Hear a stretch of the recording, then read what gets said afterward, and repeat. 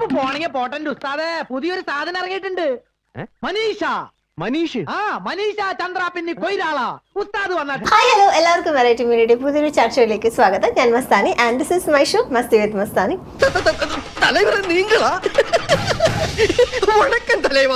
ബൈജു ചേട്ടന് പ്രൊഡ്യൂസ് ചെയ്യാൻ ഞാൻ ഇങ്ങനെയൊക്കെ ജീവിച്ച് പോന്ന കണ്ടിട്ട് സഹിക്കുന്നില്ലേ?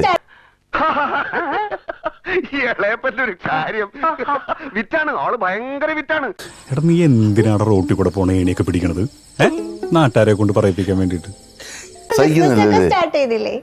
ബിസിനസ് തുടങ്ങി എന്തിനാണ്? അത് ജീവിക്കാൻ വേണ്ടി തുടങ്ങിയല്ലേ? സിനിമയിലും ഇൻവെസ്റ്റ് ചെയ്തു. സിനിമ ഇല്ലാതായി കഴിഞ്ഞാൽ എന്ത് ചെയ്യും?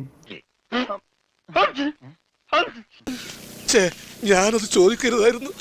12 വയസ്സുള്ള ആള് ഭീഷ വെച്ചെന്നേ അത്രേ ഉള്ളൂ. അതെന്താ ആ ഒരു സൗന്ദര്യത്തിന്റെ രഹസ്യം? കാരണം നമ്മളിപ്പോ എന്റെ അച്ഛൻ്റെ അടുത്തൊക്കെ അമ്മയുടെ അടുത്തൊക്കെ പോയി ചോദിക്കേണ്ടി വരും. എന്താണ്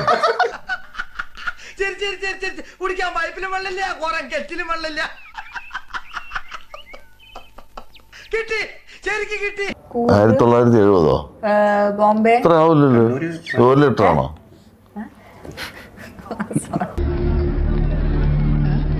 എന്നാലും ഈ അടിച്ചിട്ട് എങ്ങനെ ഫിറ്റ്നസ് ഒക്കെ മെയിൻറ്റെയിൻ ചെയ്യുന്നു? പോക്കറ്റിനുണ്ടോ? മാമ ശവത്തി കുത്താതെ മാമ മാമ വല്ല കാര്യമുണ്ടോ? എന്തിനാണ് ഇങ്ങനെ ഇല്ലാന്ന് നടക്കണേ?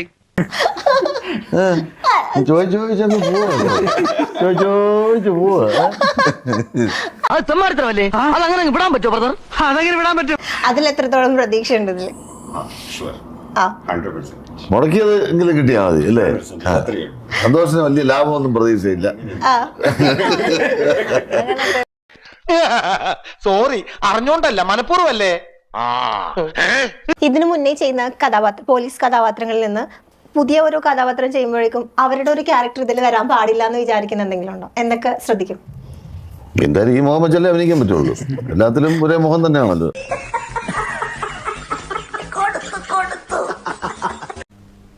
എനിക്ക് എവിടെ ചെന്നാലും ഈ ഗതികേട് എന്നെ വരൂ.